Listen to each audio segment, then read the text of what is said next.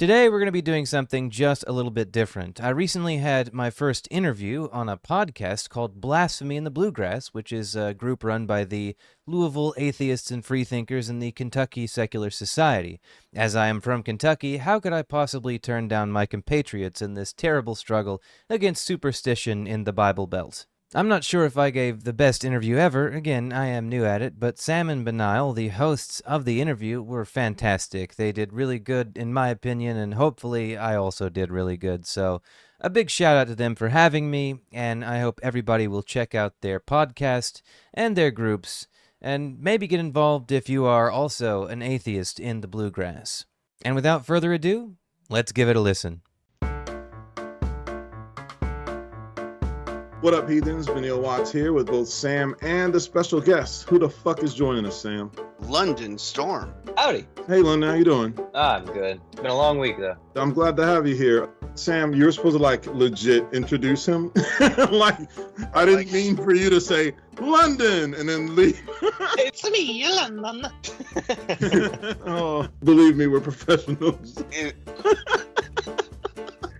We have a very special guest. He's a YouTuber, relatively new at YouTube, but very good. Definitely killing it. His name is London Storm. That's me. This is not his first time doing this. All right. So anyway, today's topic is pretty much the core of why many of us are actually atheists right now. Sam, what's today's topic about? The importance of not believing things without evidence, which we've kind of touched on this before, but it's been a while. Right. We've tackled the topic of epistemology and we've talked about fallacies, but today we're just the core basic concept of, do we really need good evidence to believe things? Now, if you're a theist, particularly of the Christian variety, then you're striving to be more like Jesus. And he's known for saying, "Blessed are those who have not seen and yet believe." Before this episode, I looked up a video titled, "Is Blind Faith Better Than Belief Based on Evidence?" And it's by London's bestie, William Lane Craig. And I'm fucking with Oh my God. He is not my bestie. I watched one of your videos where you said that he's your favorite person. My favorite in a very shallow pool of quote unquote intellectuals. Of all the terrible people, he's the most tolerable. I'm just kidding. Sometimes I can really appreciate people who are just blatantly and obviously awful in every way. And he meets that, so I can appreciate it. He does put some good window dressing around his ridiculousness. He says the horrible claims, but he actually does have a way of making it seem more intellectual. And when I was a Christian, I did say a lot of the things that he says, how he says it. I see why a lot of atheists refer to him when talking about the people who have the best arguments. Even Hitchens was kind of nervous. Hitchens said that when he was about to take on William Lane Craig, people who would have normally been like, "You're going to kill it," they were like, "Well, this time, good luck, man." But that's kind of silly to me. I think the way he argues can be very persuasive. But if you know his tricks, he's probably fairly easy to counter. Yeah. If you know anything about logic, you'll know that his arguments, his syllogisms are very flawed. Right. Because no matter how intelligent the person is, the weapon that they're still using is the Bible. And as long as that weapon is flawed, we have a chance at having a good debate with them where we can stand up for what we believe in and our reasons behind our epistemologies are going to stack up. The big problem with the William Lane Craig sorts of argument, these apologetics arguments that they make, is that, take his main argument, which is I guess I'm mispronouncing it, but Kalam cosmological argument. Kalam. That argument, and arguments like it, the big problem with those arguments is they depend on a lot of ifs. You have to grant multiple premises to get to his point. If you're going to grant those premises, you may as well just believe in God anyway, because there's no reason to grant those premises in the first place. They're still big if questions. If this is true, if that is true, then this thing is also allegedly true. They don't flow, but they're also big unknowns themselves that you just can't answer currently. And I don't really think those ifs count as solid evidence in the first place. Definitely not. Believing based on those ifs versus believing based on evidence, I'll take evidence any day. But when William Lane Craig was asked that direct question, he went back to faith. Yes and no, because he was asked about specifically doubting Thomas, and he said, quote, "Thomas refused to believe in the apostolic testimony to the resurrection of Jesus." as in just the apostles' testimony. He refused to believe just the testimony, which is our issue as atheists. All we have are third-hand testimonies, and doubting Thomas doubted firsthand testimonies, supposedly. Jesus responded with, "Blessed are those who have not seen yet believe." And rather than actually respond to that, William Lane Craig, in typical apologist fashion, obfuscates by retelling the story with a smile on his face and says that it's not about blind faith. And then in the end, he says not to be like doubting Thomas and that it's better to have blind faith. I mean, that's serious. That's what he says. Like, it's not about blind faith. So like, all faith is blind too. That's another thing. If you have faith, it's because you don't have evidence. If you have evidence, you don't need faith. And what I always say to these people is just this, that they have a book. But everybody has a book. Christians have more than one. I mean, the Catholics have their own, the Orthodox have their own, the Protestants have multiple, the Jews, Muslim, Hindus, so on. So everybody has a book. So if you've just got a book, that's not very compelling for why I should believe what you're saying. Right. I actually have a couple questions for both of you. London, how do you go about believing things? Not that it's a choice to believe anything, but it's hard for me to say that I really believe much of anything. I have, I guess, natural inclinations towards certain strains of thought. Like, for example, I think of myself as a natural sort of like nihilist, Nietzschean type. That's just kind of a thing that I happen to be by happenstance, just like I'm an atheist by happenstance. I was just kind of born that way, I guess, as a skeptic.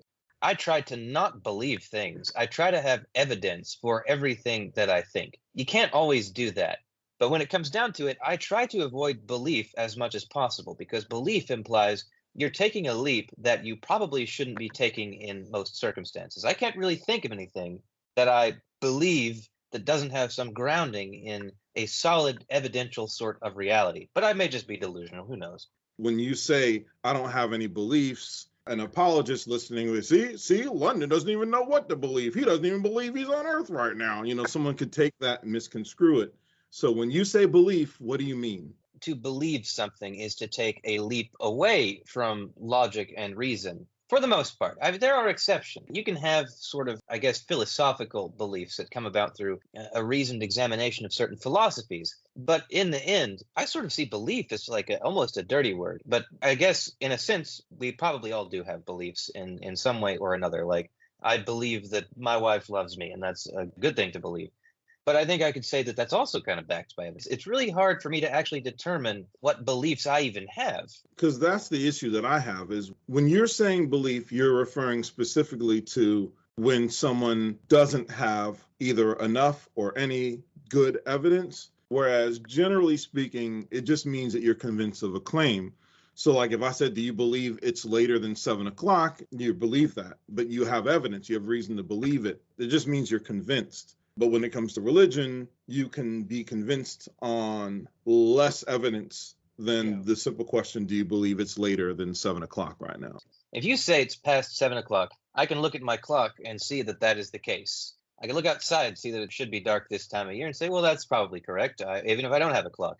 But that's like a very different kind of belief, because that is still in some sense based in an evidential kind of reality, even though I guess you could argue that time is a construct. So in a technical sense, it's not really 7. That's just a thing we've made up in order to keep track of things. So those kinds of beliefs are very different because they work. They're like what you would call like working beliefs versus just pie in the sky, sort of like religious. There is a God watching me who loves me. I have a personal relationship with him. You could probably separate beliefs. But if a Christian apologist were to say that I don't have beliefs, they don't even know what they believe, I could say that that's probably true to some extent. If you ask me if I exist, I would say, well, probably. I mean, there's plenty of like reason to think I exist. But there are other options. Sometimes people laugh because like somebody like Benil, do you believe you exist? And I'll say probably. And then I just like the fact that there are other people who get why I said that. Like, I'm not saying that I don't know if I exist or not. I'm just saying that I know that I'm a fallible creature. My brain isn't perfect. It is entirely possible that I don't understand everything. I don't understand enough about a subject. Like, I always put things percentage-wise. Nothing is 100%. I would say actually the only thing that's 100% is that you do exist. In your own mind, oh yeah, I know I exist because here I am. But everything outside of that, yeah. What does it mean to even exist as a person? The options are limitless. The simulation hypothesis, I think, is nonsense, but it could be true. And I would still exist in some sense, but it'd be a very different kind of sense. I could be in somebody's dream.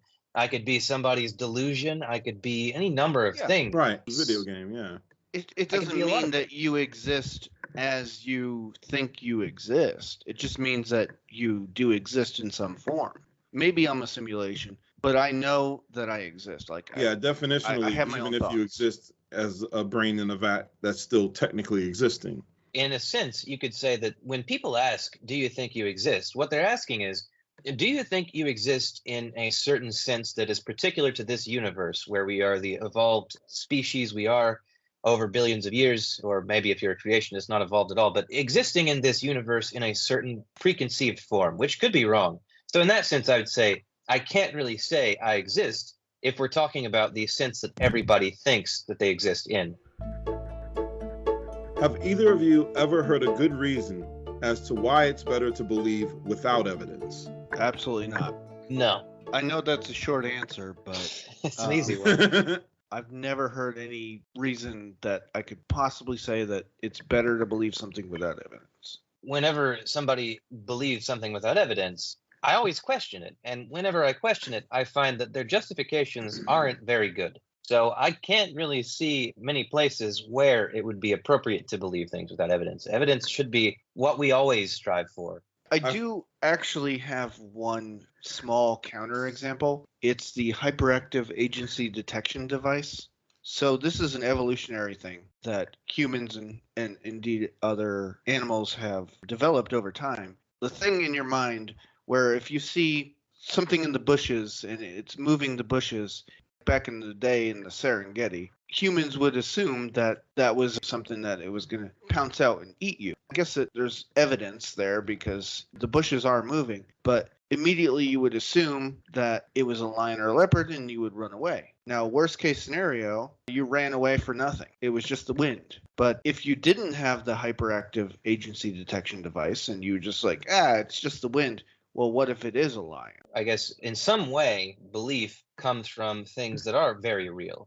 Yeah, in that scenario, your belief is based on evidence, and the evidence isn't particularly good because a rustling in the bushes could be a bunny just as easily as it could be a lion. If you hear the rustling of the leaves and you think tiger and you run, you're more likely to be safe. If you hear the rustling in the bushes and you go, that's probably just a bunny, or that's not enough information for me to know, and then it's a tiger, I'm dead now. Why that would be a good defensive technique. There has to be some evolutionary advantage to this whole faith thing. Right. I'm not personally sure what exactly you would call that evolutionary advantage, where that comes from, but I would assume that it does in some way relate to those sorts of feelings, that people who were more prone to belief for a long amount of time were a lot more likely to survive. Maybe in like tribes, for example, believing the chief of the tribe, if there was one, might have been more likely to keep you alive than if you had just like gone out on your own and done your own thing. So maybe that's where it comes from. I actually think it's more simple than that. I think it's you believe your parents. They say don't do this. And if you just trust your parents, you'll be more likely to survive because they know better than you. They've been on the earth longer. But it translates into the modern world. Oh, trust your parents. They're telling you that Jesus is a real person and he's listening to all your thoughts. We don't know how to distinguish between when should I believe my parents and when should I not. I think that's a good hypothesis. I could see that being correct. A good way to determine these sorts of things is just to look at the behaviors of modern humans. If a parent is religious, that religion is fairly likely to pass down. I guess a lot less likely now than it used to be in the information age, but over the course of history, the parent's religion would have been a key determinant of like the child's religion. And I think it was Bart Ehrman who wrote a book about the rise of Christianity, and he pointed out that once the head of the household had converted, then the family would quickly follow. And that was a big part of the spread of Christianity, that it was appealing to the head of the households, and then it was spread from there. I feel like a tool is useful until it is replaced with a more accurate tool. When we were hunter-gatherers, having the response of, oh, I hear sound, I better run, that was fine. It was useful. And having a high level of authoritarianism, you're a kid and your father's bigger, smarter, stronger than mommy. I do whatever daddy says or whatever. And having that pack mentality where the biggest, strongest, smartest person says a thing and you just obey, it probably helps in that environment. But once we get to the point where we can determine things with higher accuracy, we could decide on things in less might makes right kind of ways. When we have better ways of coming to these conclusions, then we get rid of the old way. We get rid of the old tools and we pick up new ones. Like, oh no, it's lightning out there. Fast forward, hey, we know exactly what kind of weather to expect a month from now. Yeah, those tools were fine back then, but now we have ways of getting more information. We have ways of getting more sufficient evidence. So we could put that shitty tool away now. Have either of you read any books on secularization theory that have come out sort of like recently? No. Nope. Secularization theory has a pretty interesting history. I guess you could say that the genesis of it was sort of like the 60s, 70s, that era, where religion was on the decline in Europe for the first time, and people started to notice and do like sociological studies about it. And eventually, because of how things changed with like the fall of communism and state atheism, and people started becoming more Christian in places like Russia, and it seemed like to a lot of proponents of secularization theory that it had been wrong. South Korea was another example because it had become more atheist over time and then started becoming more Christian. And then over the last like 15 years or so, that situation has started to reverse, where South Korea is becoming less Christian. Countries like Poland are becoming less Christian, not Italy so much somehow. They seem to always avoid this stuff. But America, it finally hit America. And one of the arguments behind the secularization of societies is that there's sort of like a, I guess, social stratification contributes to it in a sense, because when you have the separation of powers, think about where you might have gone to a few thousand years. If you were a Jewish person in ancient Judea around the time of like King Solomon, if you had somebody in your family who was sick, you might not have taken them to a proper doctor. That sort of thing wasn't really as common back then. There was like a rudimentary forms of that, but it wasn't as common. You'd go to your chiefs or priests or whatever they had back then, and they would have prayed for blessings, sacrificed, something like that. And over time, as time has gone on, these roles have changed. So the role of the church and churchly structures and synagogues has declined. Now, if you're sick, you may request prayers at church, but your first stop isn't going to be to get prayers from your pastor. It's going to be to a hospital. If you've got a car problem, you go to a mechanic. But in the past, it wasn't like that for a long time. I mean, over time, there were more and more of these roles. But think about how much the church, the Catholic Church, was involved in through the Middle Ages. Every last thing was in some way directed by the Catholic Church in territories they ruled over. And now everything is very separate, even in like more religious countries like America. So as people become less reliant on these church structures, the society ends up becoming more secular. That's the basic idea. I don't know if I explained that very well, but that's the goal. Sounds like you explained it well. I mean, I don't have anything to compare it to. I got plenty to compare it to. I've got a, not a weird question, but a interesting question. What constitutes evidence to you? Man, that is a tough one. So I think we could break evidence up into several different things. Obviously, something like DNA is just spot-on evidence for evolution. Something like the cosmic microwave background radiation, just bang-on evidence for the Big Bang. But then there's other kinds of evidence that you could say would be more personal. For example, this is an extreme hypothetical. I always challenge Christians to do something like this if they really want to prove this stuff to me. I would say, let's take a veteran who has lost a limb in a war and have you and your righteous buddies pray over him to get that limb back. If that limb were to grow back while they were praying, it would not be 100% evidence that their praying did it or that God did it. But if that happened in front of me, I'd have to say that's pretty compelling evidence that they're onto something. But of course, that never happens. I like Aaron Ra's definition of evidence. Me too. It's a body of facts which are positively indicative of and or exclusively concordant with one available position or hypothesis over another. Because look at fucking trees counts as evidence to some people. Like, do you believe that the only God is Allah and Muhammad is his prophet? No. Well, look at the trees. Like, the trees are evidence, but they are not evidence indicative of a God or exclusively concordant with a God. Anything can be evidence, but it has to be exclusive to one thing over another for me to consider it as evidence. The example that London just mentioned, if you have a person with a missing leg, okay, they're better now and the leg has returned. That's evidence that something happened, but who knows if the reason was God? It could be evidence that someone's really good at doing trickery. Maybe I'm being fooled right now. Yeah, that's actually a really good segue to the next question, which is what is poor evidence and what is actually good evidence? I'm not that formal of a person. The way I tend to think is, I guess, a lot more simple than a lot of people about these sorts of things. I'll define by example, but to actually have a solid definition of something, maybe that's something I need to work on. But so I do appreciate Aaron Ra and his perspective there. So you can go on with answering the question, but I just wanted to say that I'm not that formal about these things. If it was just the three of us talking and there were no microphones around, my answer would be different because I know that I'm speaking to people that have taken a lot of time to think about their epistemology, that have studied subjects to where I could just say William Lane Craig and both of y'all already have a whole bunch of things in your head bouncing around, whereas some people would be like, who the heck is William Lane Craig? So if I'm on Twitter or if I'm in a group of people where there are strangers around, my answers differ because I realize that the audience that I have might not be on the same page with me yet. So if I'm talking to an apologist and the apologist says, what do you mean good evidence? They can literally hold up their Bible and say, I have all the evidence I need right here. And I would need to be able to explain why that Bible isn't good evidence.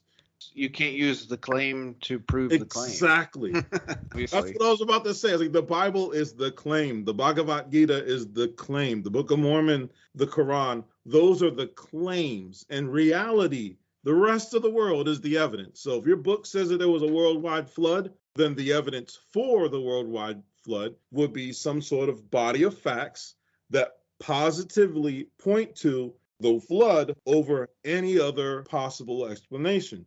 So if you said that there was a flood and destroyed everyone except for 8 people, then I should be able to look at the rest of the evidence and see all these different kingdoms, all these different groups of people, these countries, these tribes, all of their languages, all of their histories, all of the information about them would end at the same time.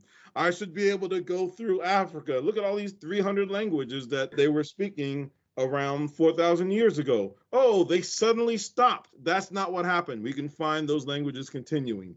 So that whatever passage in Exodus that says everyone died except for 8 people, that's not enough evidence. The reality needs to line up with the claim, and it just doesn't. Did either of y'all see the video I did on the Creation Museum recently? I did. Have you been there? No, I've been to the Ark Encounter. Not inside, but for protest. He's been outside of it. Protesting with Kentucky Secular Society. Yeah, what I can say is that I'll say pretty much the same thing I said in that video, which is that my mom went to the Creation Museum recently. She went there in December, and she is not like a terribly anti-science person in a lot of ways. I think she does understand evolution to some extent, and I don't think she's a super young earth creationist, but she's not as scientifically literate as someone like me, and I'm not terribly scientifically literate myself in a lot of cases. But because she's not, when she sees the quote-unquote evidence that the Creation Museum puts up for their case and contrasts it with a lot of straw man arguments about evolution, it must look compelling. That must look like evidence. So I think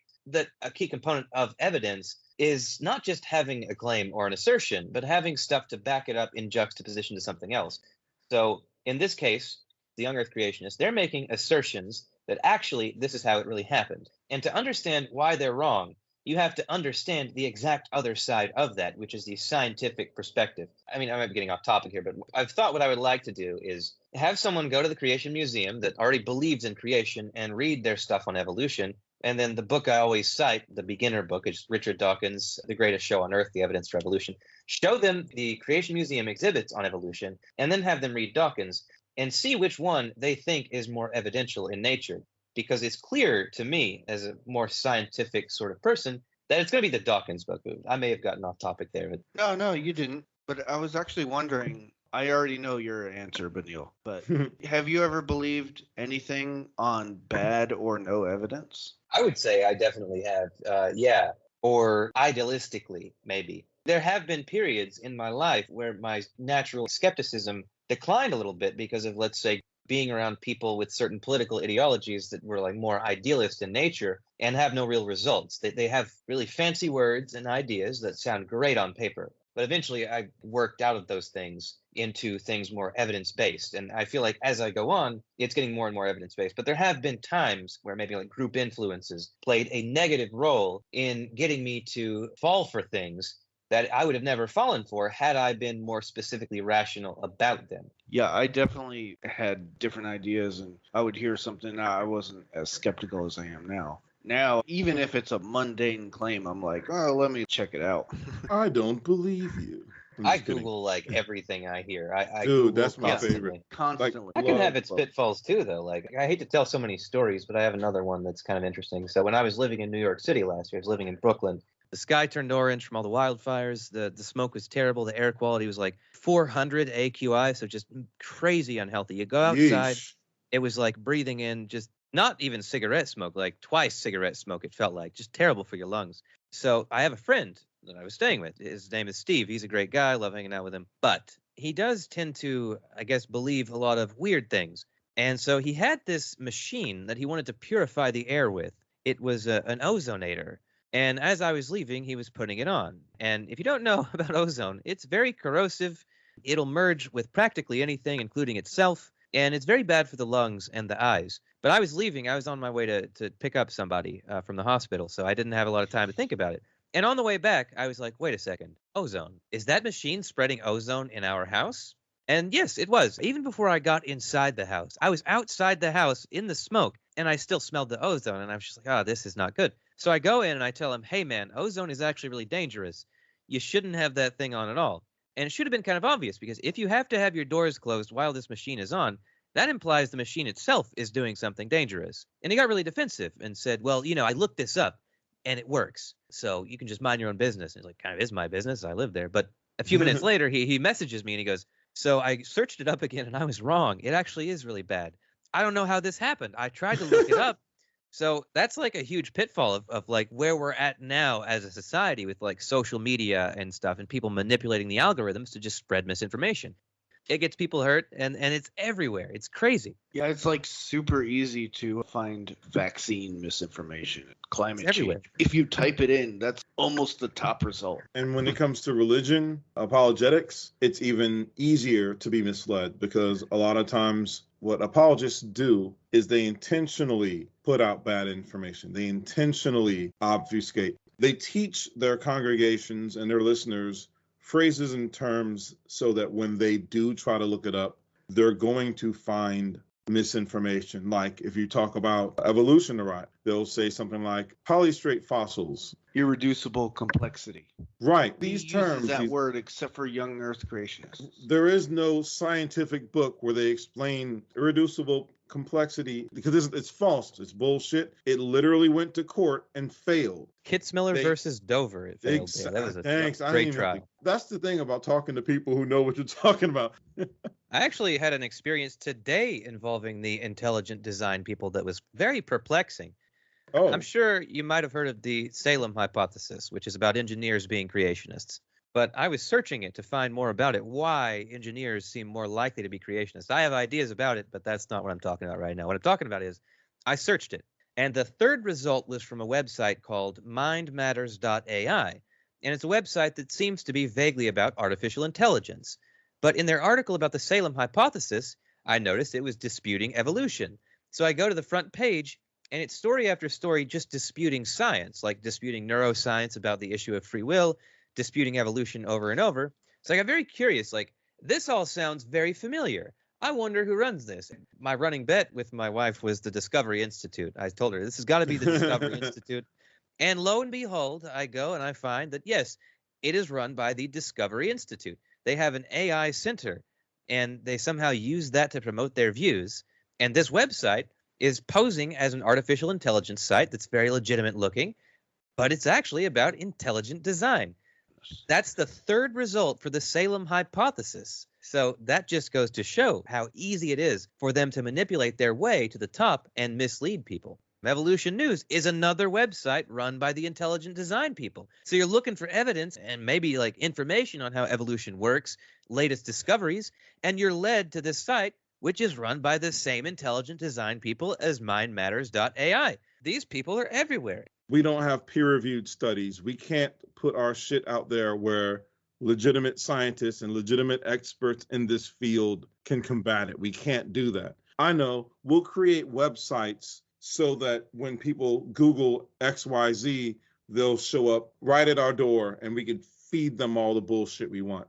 The congregations, that's what they hear. They hear irreducible complexity, and then they look it up, polystrate fossils. It sounds fancy. Let me look. Oh, I kind of want to do a whole series just on terms religious people use to direct people in the wrong way. That would be a good one. I like that. Yeah, the missing link. The missing singular missing link. Yeah, exactly. In actual science, there is no missing link. And there's a bunch of different found missing links. They're just called transitional fossils. We have a ton of them. I love there's a Futurama bit about that. Yeah, exactly. Back and forth, like, oh, you mean this one? Well, what about between this one and that one? You mean that one? I love like that episode. 20 minutes later. One of the best episodes of latter-day Futurama. That shit was fantastic. I love that episode so much. I actually was telling my wife about that. I don't think she's seen Futurama, so I was telling her about that episode recently because she's kind of like a techno-futurist type. That episode is great because that's a perfect illustration of the God of the Gaps nonsense. That anytime you find new evidence, they're like, well, what's between that and that then? And it's like, well, not God. I mean, we're going to find more. God isn't just hanging out there. They put God in smaller and smaller boxes. If he is responsible for all of this, supposedly, and then we find evidence that says he's not, the box in which God dwells is getting smaller and smaller and smaller. He is becoming a very small God, responsible for very little. Okay, almost you're getting like really close to the Neil deGrasse Tyson quote.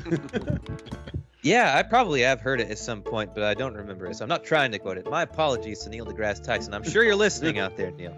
Yeah, I'm sure. I wish Neil deGrasse Tyson. Yeah, he's out there listening right now like, motherfucker, I want to stole my Google quote. it real quick, but I'm pretty sure it's something like God is an ever-shrinking... I'm just going to look it up.